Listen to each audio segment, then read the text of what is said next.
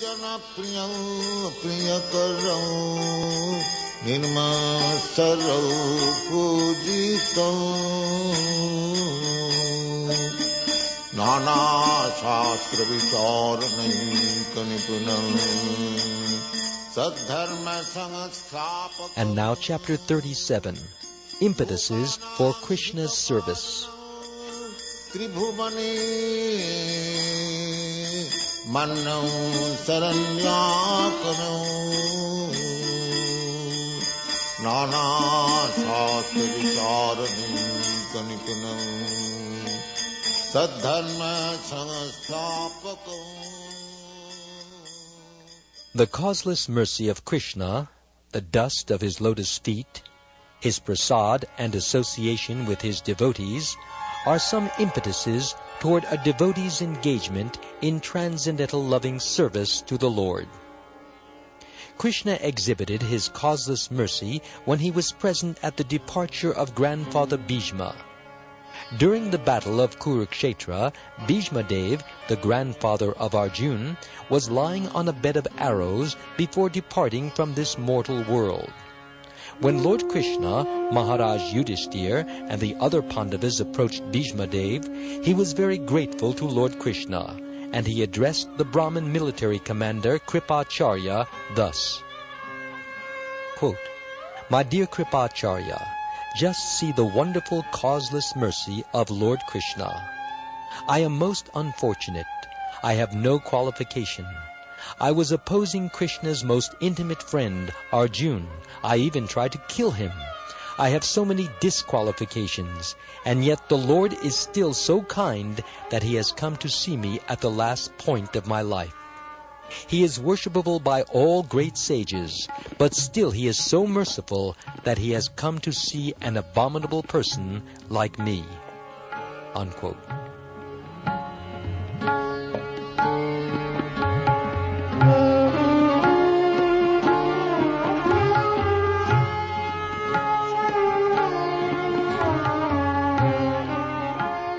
Sometimes the vibration of Lord Krishna's flute, his bugling, his smiling, his footmarks on the ground, the transcendental fragrance of his body, and the appearance of a new cloud in the sky also become impetuses for ecstatic love of him.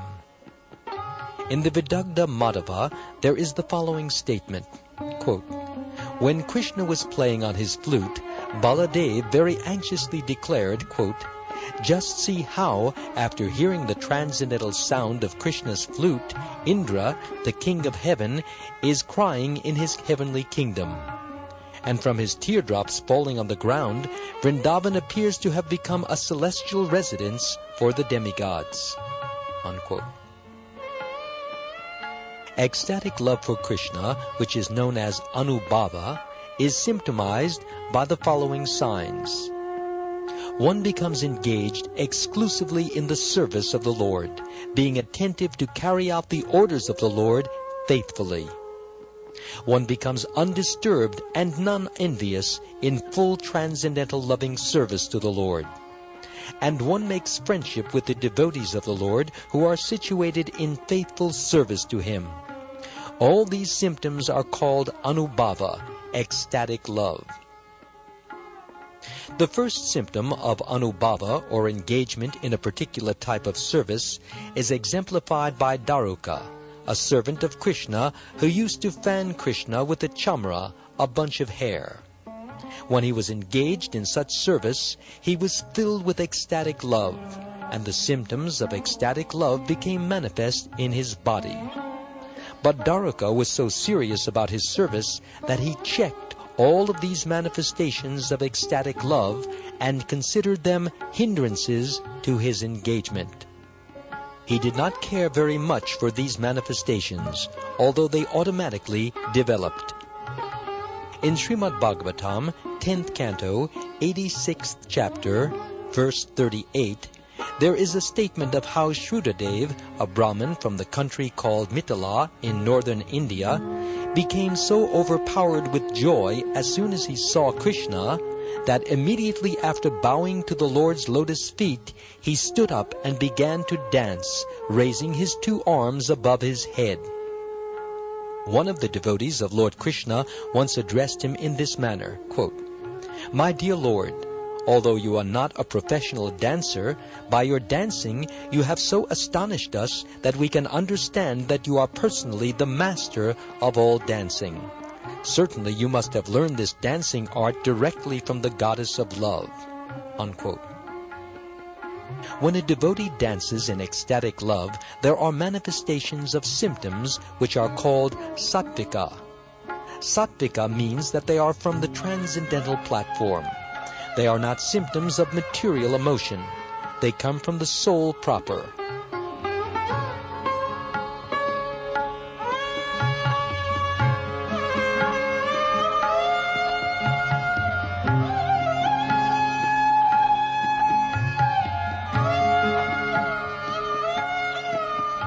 In Srimad Bhagavatam, 10th canto, 85th chapter, verse 38, Shukdev Goswami tells Maharaj Pariksit that after surrendering everything unto the lotus feet of Vamanadev, Bali Maharaj immediately caught hold of the lotus feet of the Lord and pressed them to his heart.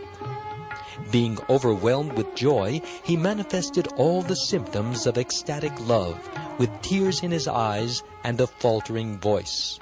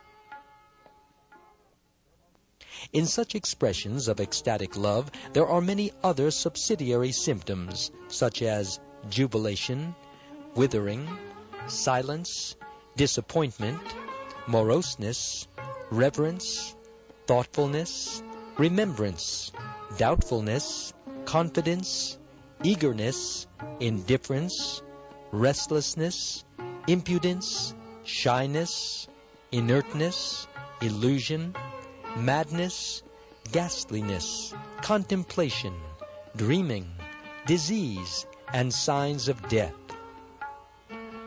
When a devotee meets Krishna, there are symptoms of jubilation, pride, and perseverance. And when he is feeling great separation from Krishna, the symptoms of ghastliness, disease, and signs of death become prominent. It is stated in the first canto of Srimad Bhagavatam, 11th chapter, verse 5, that when Lord Krishna returned from the battlefield of Kurukshetra to his home at Dwarka, all the residents of Dwarka began to talk with him, as a child talks lovingly to his father after the father's return from foreign countries. This is an example of jubilation. When Bahulashva, the king of Mithila, saw Krishna at his palace, he decided to offer his respects by bowing down before him at least 100 times. But he was so overcome by feelings of love that after bowing down only once, he forgot his position and could not rise again. In the Skanda Purana, a devotee tells Lord Krishna, quote, "My dear Lord, as the sun evaporates all the water on the ground by its scorching heat, so my mental state has dried away the luster of my face and body due to separation from you." Unquote. This is an example of withering in ecstatic love.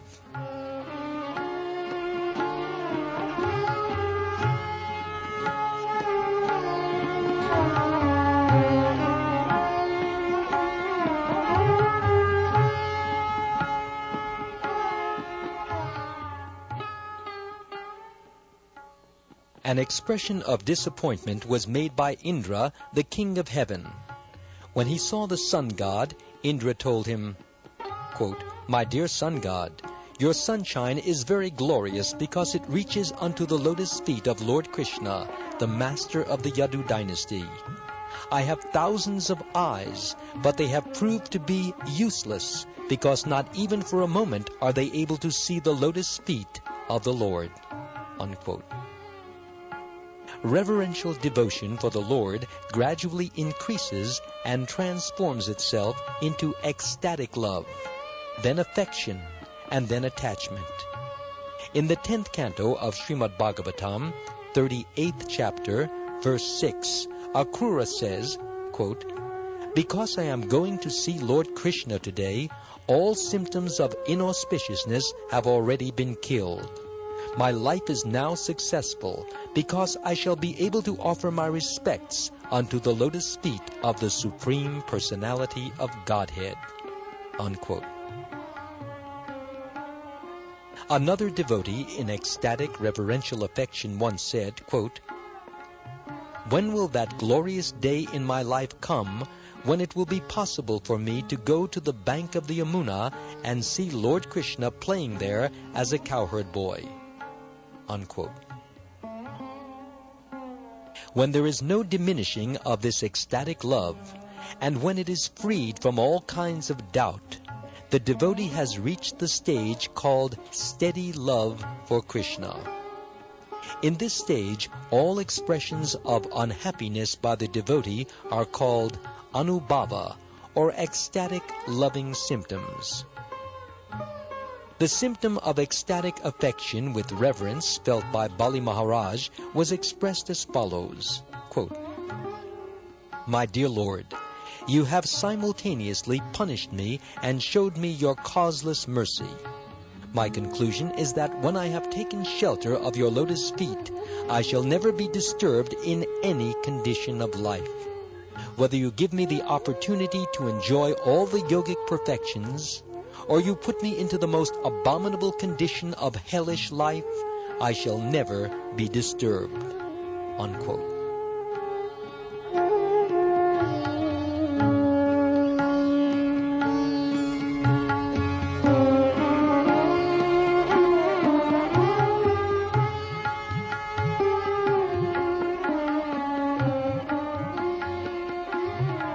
Krishna himself, after seeing Bali Maharaj, told Uddhava, quote, "My dear friend, how can I express the glorious characteristics of Bali Maharaj, the son of Virochana?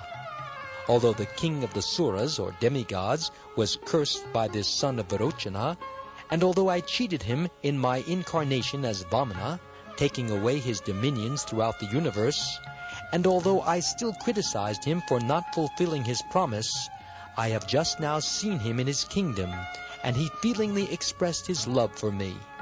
Unquote.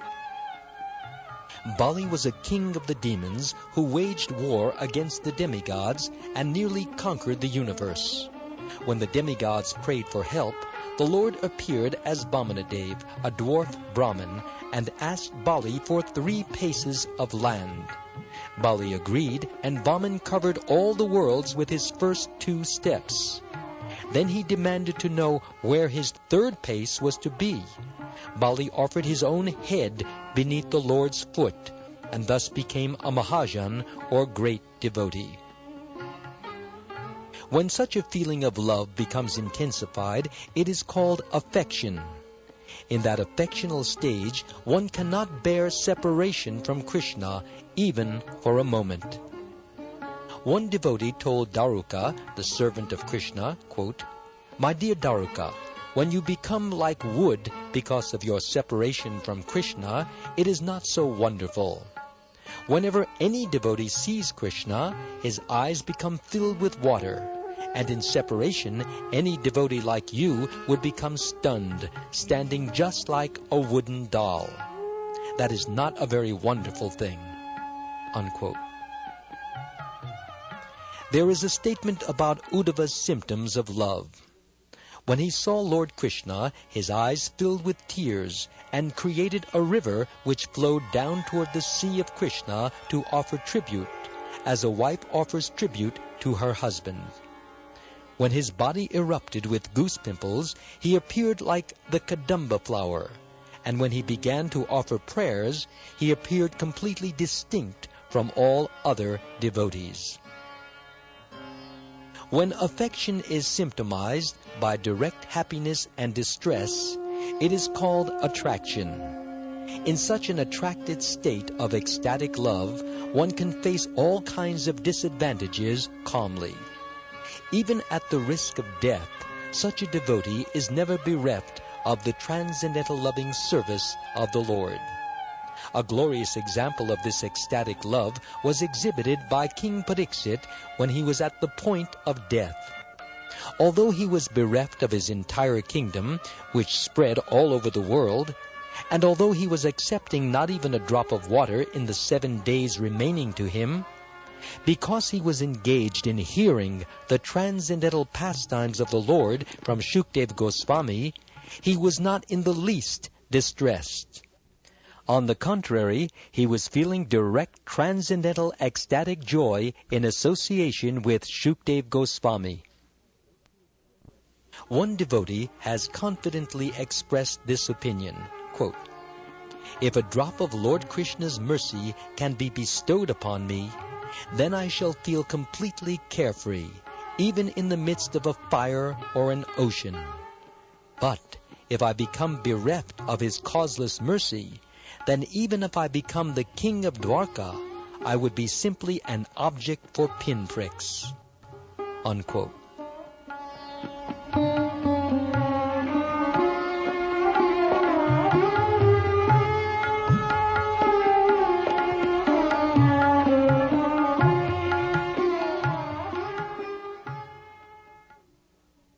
Devotees such as Maharaj Pariksit and Uddhava are all situated in ecstatic attraction on the basis of affection, and in that state of affection a feeling of friendship becomes manifest.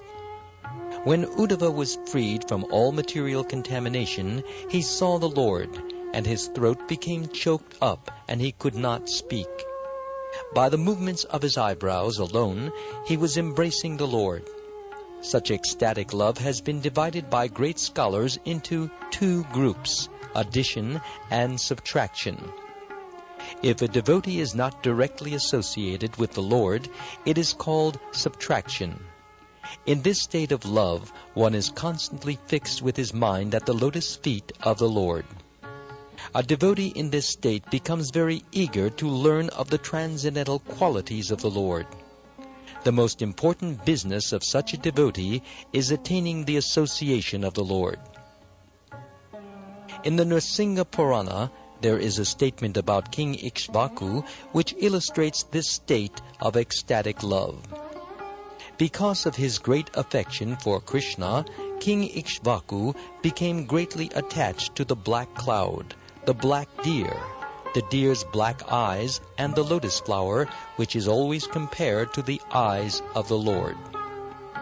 In the 10th canto, 38th chapter, verse 10 of the Bhagavatam, Akrura thinks, quote, "Since the Lord has now appeared to diminish the great burden of the world, and is now visible to everyone's eyes in his personal transcendental body, when we see him before us, is that not the ultimate perfection of our eyes?" Unquote.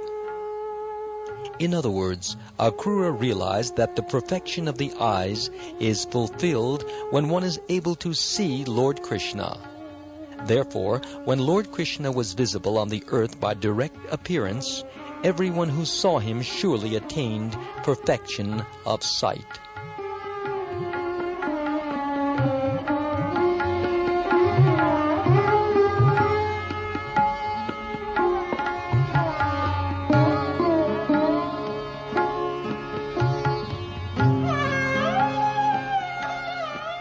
In the Krishna Karnamrita, written by Bilvamangal Thakur, there is this expression of eagerness in ecstatic love. Quote, "How miserable it is, my dear Krishna, O friend of the hopeless! O merciful Lord, how can I pass these thankless days without seeing you?" Unquote. A similar sentiment was expressed by Uddhava when he wrote a letter to Krishna and said, quote, "My dear Supreme King of Vraja, you are the vision of nectar for the eyes, and without seeing your lotus feet and the effulgence of your body, my mind is always morose. I cannot perceive any peace under any circumstance. Besides that, I am feeling every moment's separation to be like the duration of many, many long years." Unquote. In the Krishna Karnamrita, it is also said, quote, "My dear Lord, you are the ocean of mercy. With my arms placed upon my head, I am bowing down before you with all humility and sincerity. I am praying unto you, my Lord. Would you be pleased just to sprinkle a little of the water of your glance upon me? That will be a great satisfaction." Unquote.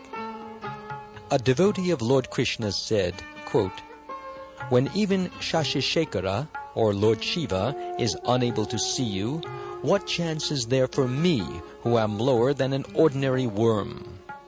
I have only committed misdeeds.